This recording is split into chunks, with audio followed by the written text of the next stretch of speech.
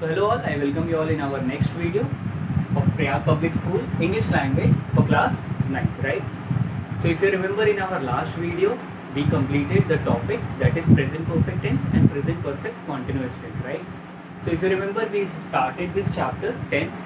We have completed 3 main parts of the tense with 4 subparts of present tense, and today we are going to study the 4 main subparts of past tense, right? So our today's topic is past tense, where we are going to study simple past tense as its first subpart, right? So let's see. Simple past tense. It expresses an action that occurred or took place in the past, right? So simple past tense क्या है? वो उस ऐसे action को express करता है जो कि अकर्ड मतलब हुआ था. took place again means हुआ था कहाँ पे? पास्ट में, right? So simple past tense उन एक्शंस के बारे में बताता है जो कि बीते हुए कल में हो चुका है, ऑलरेडी हो चुका है. इसका मतलब अब बीत चुका है, राइट? तो एक समय था जब ऐसा कोई एक्शन हुआ था, तो इस पूरे एक्शन के बारे में बताने वाले वर्ब को हम क्या बोलते हैं? Simple past tense, right? Let understand it with example. First example, I went to school yesterday, right? अगर आप इसे हिंदी में कन्वर्ट करोगे तो क्या होगा कि मैं कल स्कूल गया था. तो था इसका मतलब कहाँ की बात कर रहा है? बीते हुए कल की. तो बीते हुए कल में कौन सा वर्ब यूज हो रहा है? वेंट. और वेंट ये क्या है? Second form of the verb तो है, और ये क्या बता रहा है यहाँ पे? Past tense. सो इन पूरे सेंटेंस में यही एक वर्ड है या वर्ब है जो कि हमें कहाँ की बातें बता रहा है? Past tense. Let's see other thing in a sentence. I क्या है? सब्जेक्ट है. Went second form of the verb है जो कि पास्ट टेंस बता रहा है. टू प्रीपोजिशन है. स्कूल ऑब्जेक्ट है. और यस्टरडे क्या है? Adverb of time, right? Second example, I took my breakfast in the morning. Again अगर आप इसे हिंदी में कन्वर्ट करोगे तो क्या होगा कि मैंने सुबह अपना ब्रेकफास्ट कर लिया था. तो था फिर से आ रहा है लास्ट में. तो था मतलब बीते हुए समय के बारे में बता रहा है. So I again is a subject. Took verb second form which is telling the past tense or past time you can say.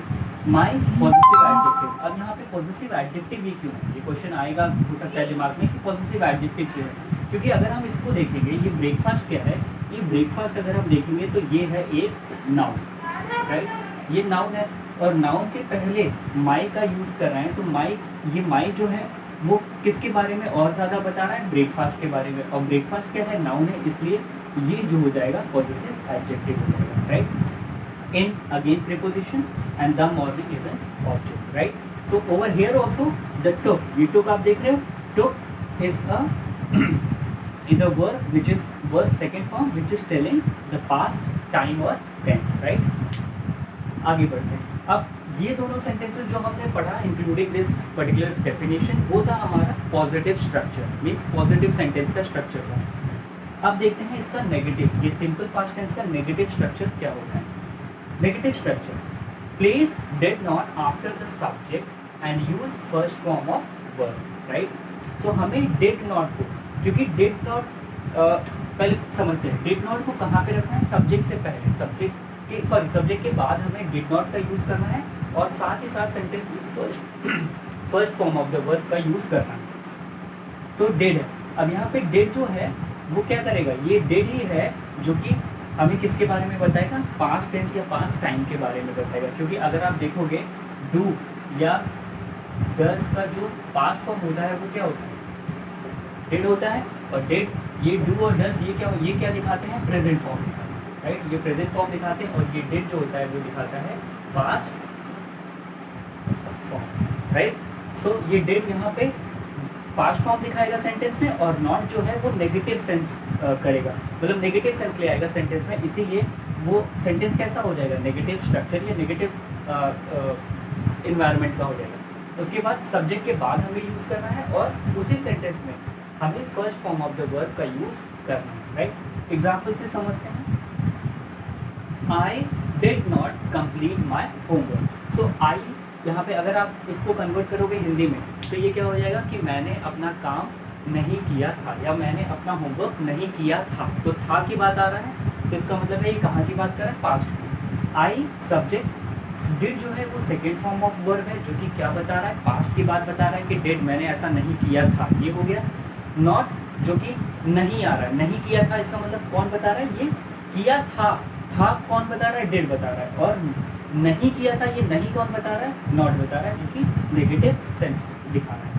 Complete जो है वो first form of the verb है, क्योंकि ये रूल आपको पता ही होगा कि डिड के साथ हमेशा हम कौन सा फॉर्म यूज़ करते हैं, first form of the verb, right. My क्या है, यहाँ पे अगर देखा जाए प्रीपोजिशन तो नहीं है, सॉरी ये प्रीपोजिशन नहीं है, it is again a positive adjective, ये पॉजिटिव एडजेक्टिव है आपका, ठीक है, माई पॉजिटिव एडजेक्टिव, क्योंकि होमवर्क क्या है, होमवर्क नाउन है, तो नाउन के बारे में बताने वाले ये माई जो है वो नाउन के बारे में बता रहा है, मीन्स होमवर्क के बारे में बता रहा है कि मेरा होमवर्क है, तो ये क्या हो जाएगा, पॉजिटिव एडजेक्टिव, मेरा होमवर्क। सो मेरा माई से पता चल रहा है, और क्योंकि ये एडजेक्टिव क्यों है, क्योंकि ये नाउन के बारे में बता रहा है, तो ये पॉजिटिव एडजेक्टिव है, और होमवर्क जो है वो आपका ऑब्जेक्ट है, राइट। सेकेंड देखते हैं, second example, you did not see him last week, right. So you क्या हो गया, सब। So let's go through the second example and understand more about negative sentence structure. Second, you did not see him last week. ठीक है, तो अगर आप इसे कन्वर्ट करोगे हिंदी में तो क्या होगा कि तुमने उसे नहीं देखा था पिछले हफ्ते। नहीं देखा था आया, और नहीं भी आ रहा है, देखा था भी आ रहा है, तो था क्या है, वो एक्सप्रेस कर रहा है यहाँ पे डिड से, और नहीं किससे एक्सप्रेस कर रहा है, नॉट से। तो यू अगर देखेंगे तो यू क्या हो गया, subject, did verb second form जो कि पास्ट की बात कर रहा है, not again it is expressing a negative sense, right. See verb first form है, ठीक है। हिम जो कि आप ये कह लो कि it's a kind of a pronoun, pronoun तो है ये, साथ में ये ऑब्जेक्ट भी है, और last week again it's an object, right. So with these two examples, I hope you people have understood what is the negative structure of simple past tense, and with these two examples, I hope you have understood the positive structure of simple past tense, right? Okay, so now we are going to study interrogative structure, right? So over here it is written, place did before the subject and use first form of the verb, ठीक है। तो subject से पहले हमें क्या use करना है, did, और first form of the verb भी यूज़ करना है सेंटेंस में। जब हम किसकी बात कर रहे हैं, interrogative structure. Interrogative means the sentences which ask questions, right. Okay, for example, did you buy these books last month, right. So did इसका मतलब है, अगर आप इससे हिंदी में कन्वर्ट करोगे तो क्या होगा कि डिड यू बाय मतलब क्या तुमने ये सारी किताबें खरीदी थी पिछले महीने, खरीदी थी, तो थी कहाँ की बात कर रहा है, past tense. Over here, did has been used, which is an auxiliary or helping verb, you can say. ये यहाँ पे दो रोल प्ले कर रहा है, पहला इंट्रोगेटिव की तरह, और दूसरा यहाँ पे वर्ब सेकेंड फॉर्म यूज हुआ है, और ये क्या एक्सप्रेस कर रहा है, present time, sorry past tense या past time, right. Then you being a subject, buy being a verb plus first form of the verb, right. Then books object, these demonstrative you can say adjective, right. Then last one, adverb of time. Second, where did they meet you yesterday? So अगर आप इसे हिंदी में convert करोगे, where did they meet you yesterday, तो ये आएगा कि वो लोग तुमसे कहाँ मिले थे, ठीक है, वो लोग तुमसे कहाँ मिले थे, तो थे आ रहा है, दैट मीन्स कौन एक्सप्रेस कर रहा है, डिड। तो यहाँ पे where ऑलरेडी लिखा हुआ है, जो कि क्या रोल प्ले कर रहा है, interrogative verb. Did verb second form which is expressing past tense या past time, they subject, meet verb first form, you object, and yesterday adverb of time, right. So I hope you people are understanding. So these two sentences were is totally or is an example of interrogative structure of simple past tense. Now, did you not buy these books last month, right? So over here not use हुआ है, अभी तक हमने positive sentence पढ़ा, ठीक है, positive sentence of interrogative structure. अब negative sentence पढ़ रहे हैं किसका, इंट्रोगेटिव स्ट्रक्चर का, ठीक है। So did you not buy these books last month, ठीक है। तो अगर आप इसे हिंदी में कन्वर्ट करोगे तो क्या होगा कि क्या ये सारी किताबें तुमने लास्ट मंथ नहीं खरीदी थी, तो खरीदी थी भी आ रहा है, था आ रहा है, या थी आ रहा है, तो इसका मतलब है कौन एक्सप्रेस कर रहा है, डेट। और नहीं खरीदी थी नहीं आ रहा है, तो ये क्या कर रहा है, नेगेटिव सेंस बता रहा है, नहीं, जो कि नेगेटिव नेगेटिव सेंस बता रहा है सेंटेंस में। सो डिड क्या है, again verb second form which is expressing past tense, then not negative sense expressing negative sense, buy verb first form, these demonstrative adjective, books, object, last one adverb of time. So over here you can see I have also written कि place not after did and subject, right? So not को place करना है किसके बाद, did और subject के बाद, ठीक है। did और subject जो है सेंटेंस में, लाइक फॉर एग्जाम्पल यहाँ did है और subject है, तो इन दोनों के बाद हमने क्या प्लेस कर दिया, not, और ये not क्या एक्सप्रेस कर रहा है, negative sense, right. So these two sentences were the positive sentences of interrogative structure of simple past tense, and this particular sentence is the negative negative interrogative structure of simple past tense, right? So let's cover or start another topic, its uses. अब its uses मतलब हम simple past tense के uses देख रहे हैं कि वो कहाँ कहाँ या किस किस circumstances में use होता है, right? So its uses with words like yesterday, ago, last week, etc. right? तो जहाँ कहीं भी word is, ये ऐसे word आपको मिलेंगे, yesterday हो गया, ago हो गया, last week हो गया, last month हो गया, ठीक है, या day before yesterday हो गया, तो इन सारे वर्ड्स में हम क्या यूज़ करते हैं, सिंपल पास्ट टेंस का यूज़ करते हैं। Example, I received your letter yesterday. So I being a subject, received verb second form which is expressing past tense या past time, then your, that means possessive adjective, letter object, and yesterday adverb of time, right? Second देखते हैं, second use क्या है, to express past action और event. अब simple सी बात है, पास्ट टेंस है तो पास्ट एक्शन या पास्ट इवेंट ही एक्सप्रेस करेगा, तो टू एक्सप्रेस पास्ट एक्शन और event, example, Edison invented the gramophone. So addition being a name of a person, that means subject, invented second form of the word which is expressing past tense या past time, the gramophone is an object, right? So अगर आप इसे हिंदी में convert करोगे तो क्या होगा कि ग्रामोफोन एडिशन ने इन्वेंट किया था, तो था आ रहा है, इसका मतलब ये कहाँ का एक्शन या कहाँ का इवेंट एक्सप्रेस कर रहा है, पास्ट का, ठीक है। थर्ड देखते हैं, to express past habit, right. अब ये सिंपल पास्ट टेंस वहाँ भी यूज़ होते हैं जहाँ पे हम पास्ट हैबिट की बात करते हैं, मतलब एक समय ऐसा था कि जहाँ पे हम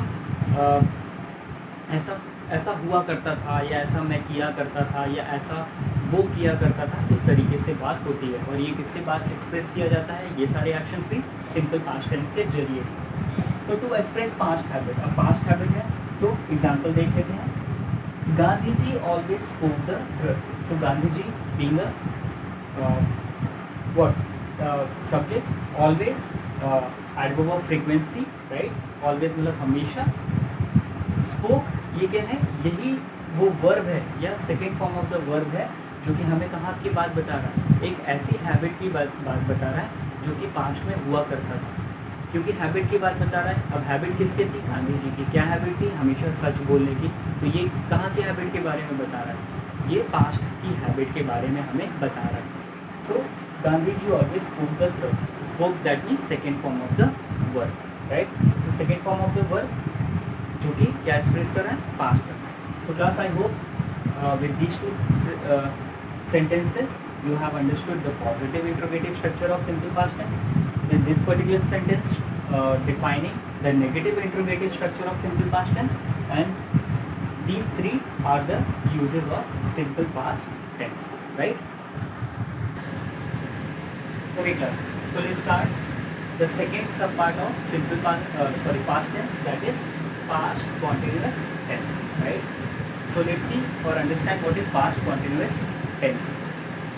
It expresses an action that was going on or got continued for some time in the past, right?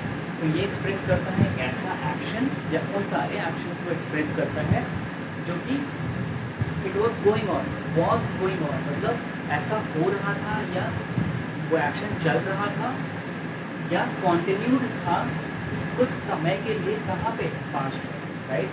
So present past continuous tense उन एक्शंस को एक्सप्रेस करता है जो कि चल रहा था या कुछ टाइम तक कंटिन्यूड हुआ था कहाँ पे, past, right, because it tells everything about the past action, right? So it expresses an action that was going on or got continued for some time in the past. So ये वो उस actions के उन सारे actions के बारे में बताता है जो कि past में या तो चल रहा था, मीन्स हो रहा था, लगातार हो रहा था, या तो आप ये कह सकते हो कि continued था, कोई ना कोई action continued था कुछ समय के लिए past में, right? So let's understand it with examples. Example 1. We were studying in the room yesterday, right? तो अगर आप इसे हिंदी में कन्वर्ट करोगे तो क्या होगा कि हम कल रूम में पढ़ाई कर रहे थे. तो कर रहे थे इसका मतलब क्या है, पास्ट कॉन्टिन्यूअस, राइट, जो कि ये बता रहा है कि कल ऐसा समय था या कल के दिन में हम ऐसा कर रहे थे. तो क्या कर रहे थे, पढ़ाई कर रहे थे, ठीक है. तो वी क्या है, यहाँ पे सब्जेक्ट है. वर्ब आपका हेल्पिंग वर्ब तो है ही है, क्योंकि पास्ट के लिए आप जानते हो हम दो यूज़ करते हैं, या तो वर यूज़ करते हैं WERE वर, या तो वॉज. अब वर क्यों यूज़ करते हैं, क्योंकि वर हम यूज़ करते हैं प्लूरल सब्जेक्ट के साथ और वॉज यूज़ करते हैं सिंगुलर सब्जेक्ट के साथ. तो यहाँ पे वी जो है वो है हमारा सब्जेक्ट, और कैसा सब्जेक्ट है, प्लूरल सब्जेक्ट है, इसलिए हमने यूज़ किया वर. वर क्या है, ये हेल्पिंग वर्ब है. किस तरीके का हेल्पिंग वर्ब है, प्लूरल फॉर्मेट का है, ठीक है. ये या तो आप ये कह सकते हो कि हेल्पिंग वर्ब है, कैसा, प्लूरल हेल्पिंग वर्ब है, ठीक है. सो प्लूरल वर्ब है और ऊपर से ये एक्सप्रेस क्या कर रहा है, पास्ट टेंस या past time. Studying verb plus ING form है, क्योंकि वर्ब आप देख सकते हो स्टडी है और प्लस स्टडी के साथ क्या लिखा है, आईएनजी. तो वर्ब प्लस आईएनजी फॉर्म है.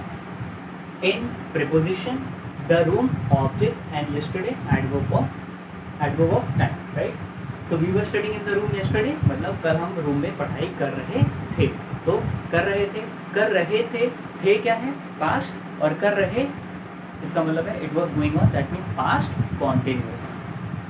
Let's see the second one. I was playing in the garden last evening, ठीक है. हिंदी में कन्वर्ट करते हैं इस सेंटेंस को. मैं पिछली शाम को गार्डन में खेल रहा था. तो था क्या है, पास्ट, और खेल रहा ये क्या है, कॉन्टिन्यूअस. तो that means past continuous. So I being a subject, और ये कैसा सब्जेक्ट है, सिंगुलर सब्जेक्ट है, इसीलिए हमने वॉज यूज़ किया. वॉज क्या है, सिंगुलर वर्ब, जो कि क्या एक्सप्रेस कर रहा है, पास्ट टेंस या पास्ट टाइम. उसके साथ प्लेइंग लगा हुआ है जो वर्ब प्लस आईएनजी फॉर्म है. In preposition the garden, object, last evening adverb of time, right. So these two sentences are expressing an action that was going on in the past, or the action continued somewhere or for some time in the past, and they are expressing past continuous tense. Now let us see the sentence structure. Now what is the sentence structure of past continuous tense, right? So past continuous tense, sentence structure, subject होता है plus was या वर होता है, जैसे मैंने बताया, क्योंकि was या वर हेल्पिंग वर्ब है जो कि कहाँ की बातें करते हैं, पास्ट की. वॉज लगाया जाता है सिंगुलर सब्जेक्ट के साथ, वर लगाया जाता है प्लूरल सब्जेक्ट के साथ, राइट. तो सब्जेक्ट होता है हमारा, देन वॉज या वर होता है, प्लस क्या होता है, verb plus ING form of the verb होता है, प्लस ऑब्जेक्ट, राइट. तो ये होता है हमारा sentence structure of past continuous tense, right. अब नेगेटिव स्ट्रक्चर देख लेते हैं. अब इसका नेगेटिव स्ट्रक्चर देख लेते हैं. तो नेगेटिव स्ट्रक्चर क्या होता है, place not between helping verb and main verb, right. So negative structure की जब बात करें तो नेगेटिव का क्या मतलब है, नेगेटिव सेंटेंसेस वो सेंटेंसेस होते हैं जिसमें हम नो या नॉट का यूज़ करते हैं या नेवर का यूज़ करते हैं, राइट. सो प्लेस नॉट, यहाँ पे लिखा है not between helping verb and main verb. So हमें हेल्पिंग वर्ब और मेन वर्ब के बीच में हमें किसका यूज़ करना है, नॉट का, राइट. हमें नॉट का यूज़ करना है हेल्पिंग वर्ब और मेन वर्ब के बीच में. एग्जाम्पल से समझते हैं. Example 1, the baby was not crying in the room, right. So the baby क्या हो गया, सब्जेक्ट हो गया. वॉज जो है हेल्पिंग वर्ब है, और इसी वॉज, अब ये हेल्पिंग वर्ब है और यहाँ पे क्राइंग जो है आईएनजी फॉर्म, जिसे हम क्राइंग को आईएनजी फॉर्म तो है ही है, ये तो आईएनजी फॉर्म तो है ही, ING form of the verb तो है ही है. उसके साथ हम इसको और क्या बोल सकते हैं, इसको हम बोल सकते हैं मेन वर्ब भी बोल सकते हैं या तो एक्शन वर्ब भी बोल सकते हैं. क्योंकि यही वो वर्ब होते हैं जो हमें एक्शन दिखाते हैं, राइट। सो आप देख सकते हो यहाँ पे लिखा हुआ है हेल्पिंग वर्ब और मेन वर्ब के बीच में क्या यूज़ करना है, नॉट। तो यहाँ भी देखो हेल्पिंग वर्ब ये हो गया और मेन वर्ब ये हो गया, इन दोनों के बीच में हमने क्या यूज़ किया, ये नॉट। इन दोनों के बीच में हमने क्या यूज़ किया है, ये नॉट। तो the baby was not crying in the room. तो ये पूरा सेंटेंस कैसे हो गया, ये नेगेटिव स्ट्रक्चर हो गया। सेंटेंस का जो स्ट्रक्चर है वो नेगेटिव है, क्यों, क्योंकि नॉट के यूज़ होने के बाद ये सेंटेंस क्या एक्सप्रेस कर रहा है, नेगेटिव सेंस एक्सप्रेस कर रहा है, ठीक है। So the baby was not crying in the room. So not has been used between this that is was helping verb and crying, that is ing form of the verb, right? Or you can say the main verb or action verb, right? Now let us understand interrogative structure. अब interrogative structures क्या होते हैं, किसका, past continuous tense का। देखते हैं, helping verbs are placed before the subject, right? So interrogative structure में क्या होता है, helping verb हम लगाते हैं कहाँ पे, प्लेस्ड बिफोर द सब्जेक्ट। मतलब सब्जेक्ट जो हमारा होता है, जैसे यहाँ पे ये देखो ये सब्जेक्ट था, फिर ये सब्जेक्ट है, फिर ये सब्जेक्ट है, तो इन सब्जेक्ट के पहले हम इन हेल्पिंग वर्ब का यूज़ करते हैं। जैसे हेल्पिंग वर्ब आप देख सकते हो यहाँ पे बाद में, सब्जेक्ट के बाद में आ रहा है, यहाँ भी सब्जेक्ट के बाद में आ रहा है और यहाँ भी सब्जेक्ट के बाद में आ रहा है। पर जब हम इंट्रोगेटिव का यूज़ करेंगे तो यही सारी ये जो दोनों वर्ब हैं हमारे, हेल्पिंग वर्ब है और वॉज है, तो इसी को हम कहाँ यूज़ कर देंगे, सब्जेक्ट के पहले यूज़ कर देंगे। और सब्जेक्ट के पहले जब हम यूज़ करेंगे, यहाँ पे लिखा भी आप देख सकते हो बिफोर द सब्जेक्ट, तो सब्जेक्ट से पहले क्या यूज़ करेंगे, इन हेल्पिंग वर्ब का। और जो हेल्पिंग वर्ब होते हैं जो कि हमारा क्या दिखाते हैं, पास्ट। एक वर्ब होता है और दूसरा वॉज होता है। और जैसे हम इसे सब्जेक्ट के पहले यूज़ करेंगे तो ये किस टाइप का सेंटेंस बन जाएगा, interrogative format of past continuous tense. देखते हैं example, was the baby crying in the room. So was आया, अब वॉज यहाँ पे क्या है, पहली बात तो ये दो काम कर रहे हैं। पहली बात ये ऑक्सिलरी वर्ब है या हेल्पिंग वर्ब है, ये आप तो जानते हैं। उसके बाद ये कर क्या रहा है, ये कर रहा है कि पहले तो इंट्रोगेटिव वर्ड की तरह काम कर रहा है और दूसरा ये दिखा रहा है कहाँ की बात कर रहा है, पास्ट की, राइट। पहले बात तो ये इंट्रोगेटिव, क्यों इंट्रोगेटिव, क्योंकि वॉज से क्वेश्चन पूछने का काम हो रहा है, और दूसरा वॉज एक चीज़ के लिए और भी यूज़ हो रहा है, वो पास्ट बताने के लिए कि कहाँ की बातें हो रही या कहाँ से रिलेटेड क्वेश्चन पूछा जा रहा है, पास्ट से रिलेटेड, कि क्या ऐसा हो रहा था, ये मतलब है। सो वॉज द बेबी क्राइंग, ठीक है। तो वॉज आया, इसका मतलब ये क्या है, हेल्पिंग वर्ब है, साथ साथ इंट्रोगेटिव का रोल भी प्ले कर रहा है और साथ ही साथ पास्ट दिखाने का भी रोल प्ले कर रहा है। तो वॉज द बेबी, अब द बेबी क्या हो गया, सब्जेक्ट। क्राइंग क्या है, ING form of the verb या continuous form of the verb बोल सकते हो। इन क्या है, preposition, the room, object, right. So was the baby crying in the room, that means ये क्या हो गया, ये हो गया आपका इंट्रोगेटिव स्ट्रक्चर। अब अगर इसी पे हम यहाँ पे अगर बाई चांस कह रहा हूँ, अगर यहीं पे मैं यूज़ कर ले रहा हूँ किसका, नॉट का, ठीक है, तो ये बन गया negative interrogative structure of past continuous tense. ये बन गया अब नेगेटिव। अब क्या सेंटेंस बनेगा, was the baby not crying in the room. तो ये क्या हो गया, जैसे नॉट लगा लिया, अब किसके बीच में लगा लिया नॉट हमने, ये लगा लिया हमने सब्जेक्ट और ING form of the verb, जो मेन वर्ब है उसके बीच में। फिर से आपको मैं बता रहा हूँ, सब्जेक्ट और मेन वर्ब के बीच में जब हम नॉट लगा देंगे तो वो हो जाएगा negative interrogative structure of past continuous tense. क्योंकि अब ये क्या कर रहा है, ये अभी तक पॉजिटिव, जब तक हमने नॉट नहीं लगाया था तो ये पॉजिटिव स्ट्रक्चर था किसका, इंट्रोगेटिव, मतलब पॉजिटिव सेंस एक्सप्रेस कर रहा था इंट्रोगेटिव स्ट्रक्चर। बट अब क्योंकि हमने नॉट लगा दिया है तो ये क्या कर रहा है, अब नेगेटिव सेंस एक्सप्रेस कर रहा है किसका, इंट्रोगेटिव स्ट्रक्चर बन गया है, negative interrogative structure of past continuous tense by inserting just what, not between the subject and the main verb, right?